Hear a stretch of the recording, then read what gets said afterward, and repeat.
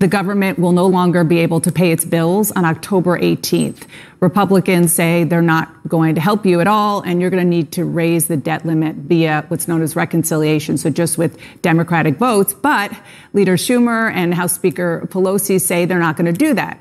So are you unequivocally ruling out raising the debt ceiling with only Democratic votes through reconciliation? The Republican leader in the Senate, Mitch McConnell, is playing games with a loaded weapon here.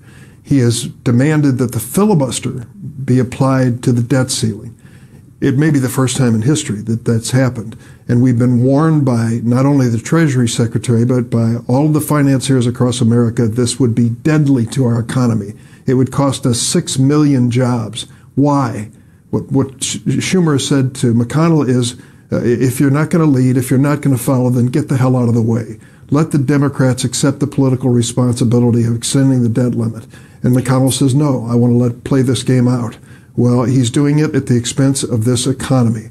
We're going to get this done, and we're going to do it in a responsible way and face this as soon as we return next week.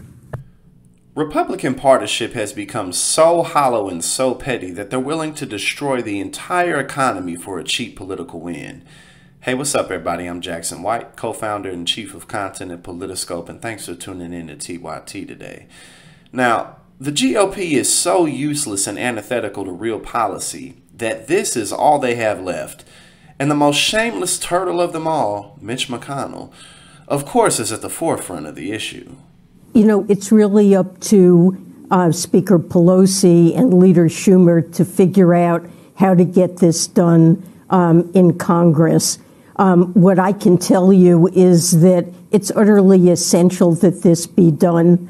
I've said that by the 18th of October, we will be out of extraordinary measures, have limited cash, and likely to exhaust it very quickly. And so I do regard October 18th as a deadline. It would be catastrophic to not pay the government's bills.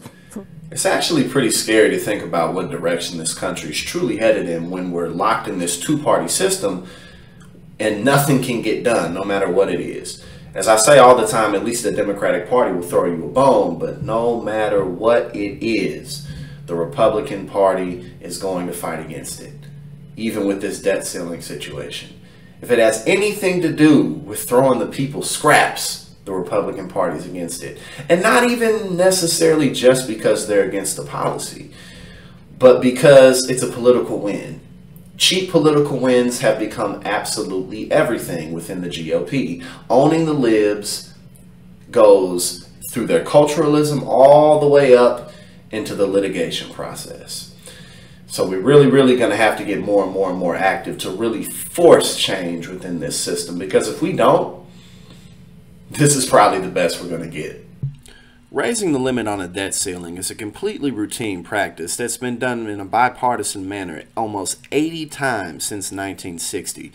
And the fact that we're still recovering from a pandemic makes it even worse that Republicans are this willing to throw us into yet another recession on top of a recession on top of a recession, all to stick it to the libs.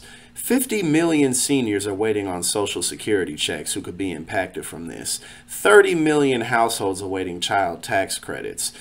And Janet Yellen fully expects that a recession will result if the debt limit is not raised. This is just the world that we live in now. Lunacy is the new normal.